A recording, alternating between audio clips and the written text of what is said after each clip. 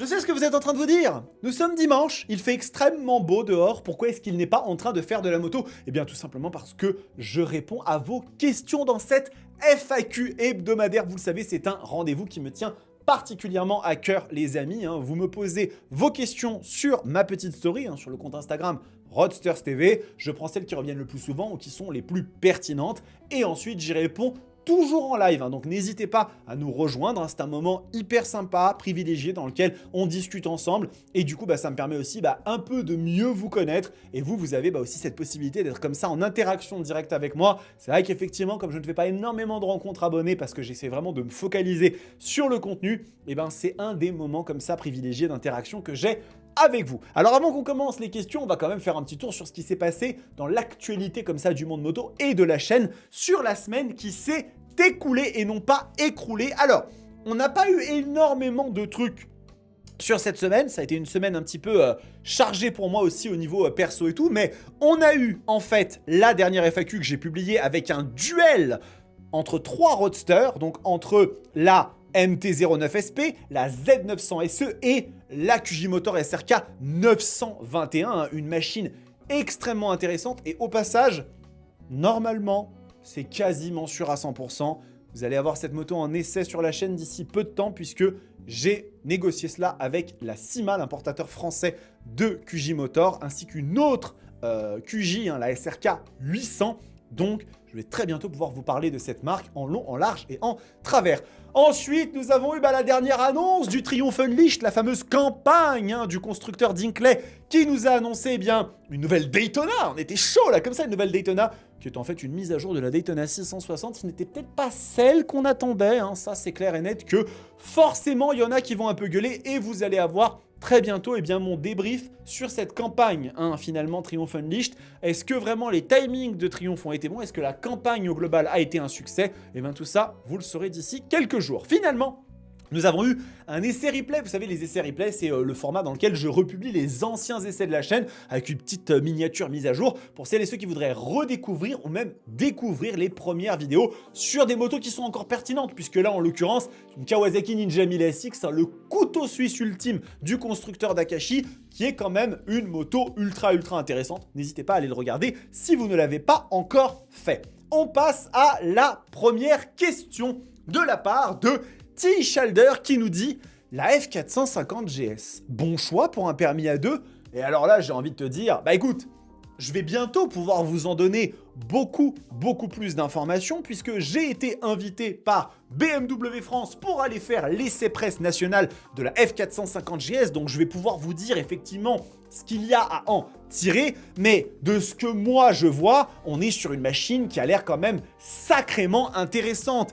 Très bien née, avec une esthétique qui globalement fait quand même très plaisir. Moi je trouve que la machine elle est jolie, on a vraiment quelque chose de très cool en termes de design, avec, il est vrai, un rapport qualité-prix qui est quand même assez intéressant parce que la machine de base est à 7500 € et si vous voulez la configurer avec le GS Trophy pour avoir vraiment l'ensemble des options qu'on peut avoir, on tombe à 8280, donc ça reste quand même plutôt cool. Un moteur bicylindre qui a l'air très bien né avec ce qu'il faut en termes de caractéristiques. Regardez un petit peu, on va aller ici dans les données équipement pour faire le tour un peu de la question. 48 chevaux, 47,5, on est pile à la limite du A2. On est sur 43 Nm à 6750 tours minute, ça envoie comme il faut. Machine très légère avec, regardez ici, on va sur la partie des caractéristiques. On est à 165 kg à sec, à vide, en ordre de marche tout plein fait, 178 kg. Petite ballerine comme ça, vraiment très chouette. Et je pense que cette F450 GS, elle risque d'être vraiment un petit succès. Alors, je ne vais pas m'avancer en vous garantissant que ça va être le cas. Mais pour le coup, à mon sens, ça risque vraiment d'être une très bonne moto.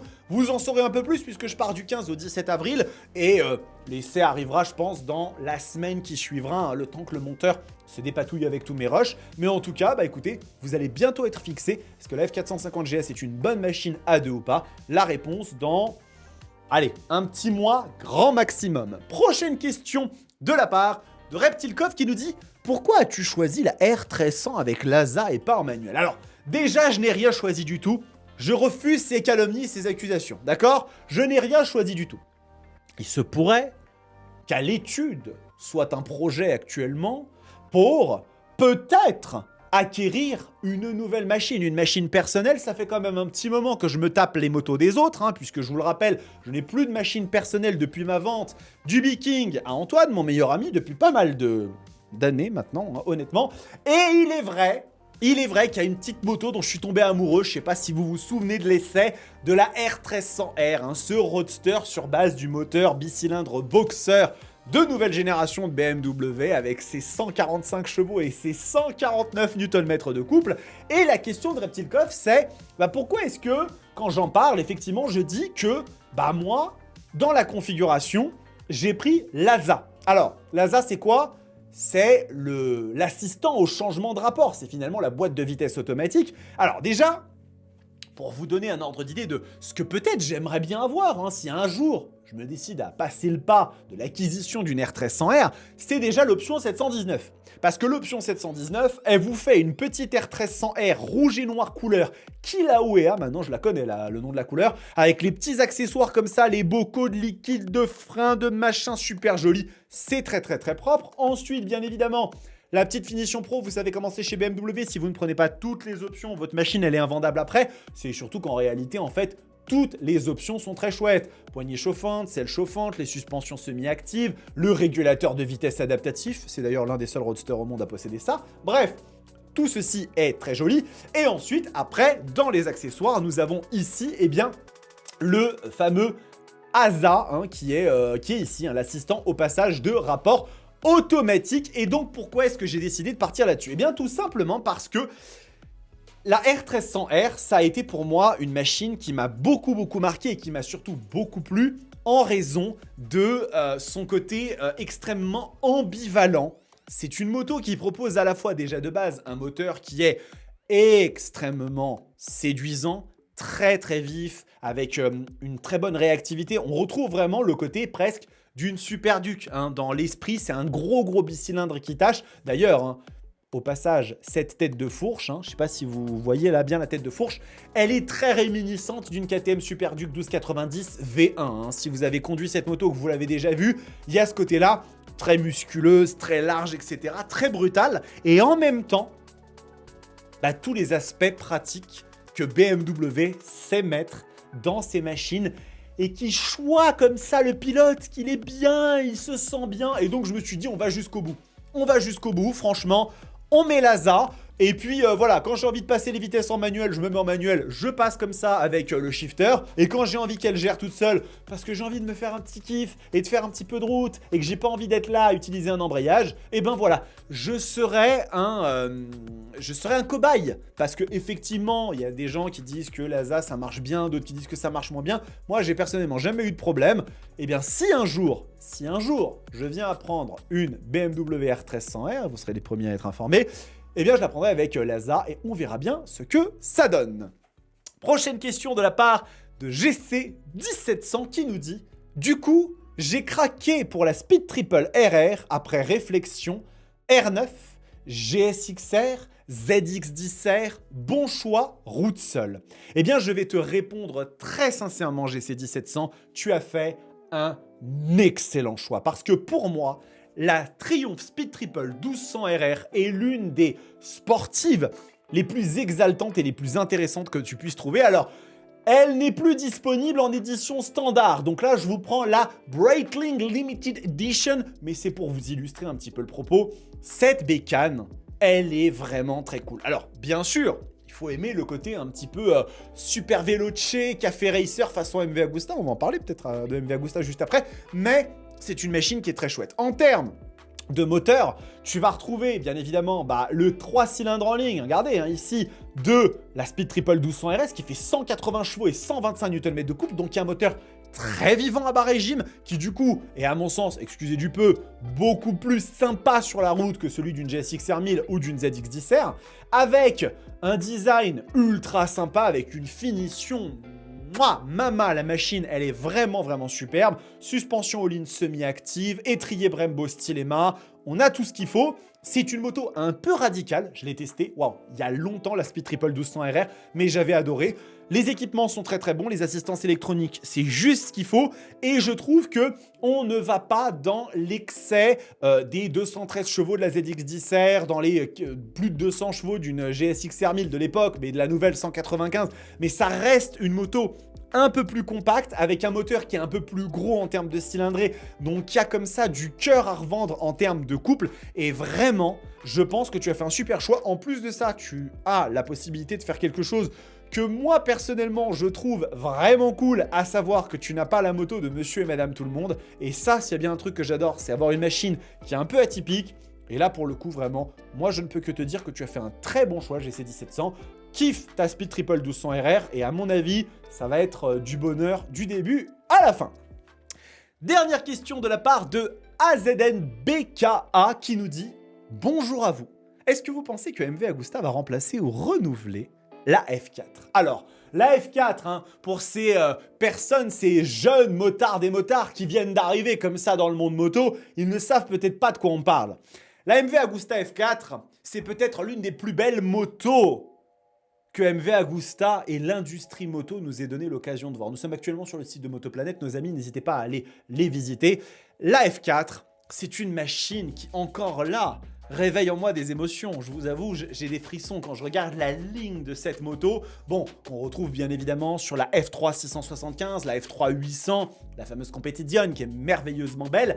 Et effectivement, cette moto, elle a disparu. Aujourd'hui, la machine la plus performante, la plus puissante chez MV Agusta, c'est dans les machines un peu standards, la Brutal 1000 RR, et dans les motos où il faut vraiment être bien avec son banquier, la Super Veloce 1000 Oro, qui est à plus de 75 000 euros, et qui sont effectivement des motos qui sortent 210-215 chevaux. Mais il est vrai qu'aujourd'hui, MV Agusta n'a pas d'hyper sportive, puisque la Super Veloce 1000, c'est une hyper sport, mais elle est dans un design de café racer néo-rétro. Et donc, est-ce que cette moto, elle a vocation à être remplacée? Eh bien, je pense que oui. Je pense que la MV Agusta F4 ne renaîtra plus telle qu'elle est actuellement.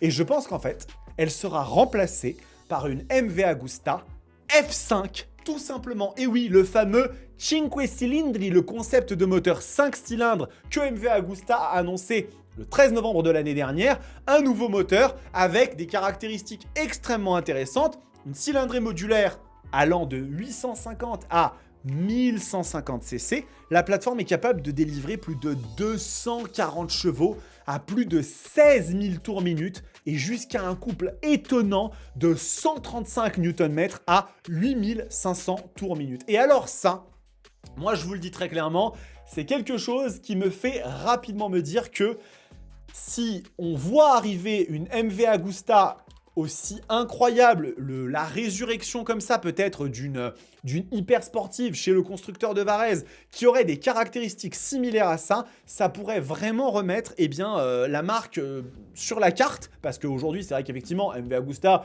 c'est un constructeur qui est un petit peu moins on va dire dans le vent, même s'il continue à faire des machines qui sont exceptionnelles, mais c'est vrai que on n'est pas sur la marque qui est la plus prolifique, tout du moins sur le segment des hyper sportives. Et bien avec une moto comme une nouvelle F5, il pourrait frapper un très très grand coup, et vu les caractéristiques qu'ils ont réussi à sortir sur cette moto, je pense que, sur ce moteur, je pense qu'il y a vraiment moyen de faire quelque chose d'extrêmement intéressant. Et à mon sens, si on vient à voir arriver ce fameux moteur 5 cylindres dans le futur, ce sera en premier sur une hyper sportive, ce sera sur une machine qui incarnera tout le savoir-faire de la marque.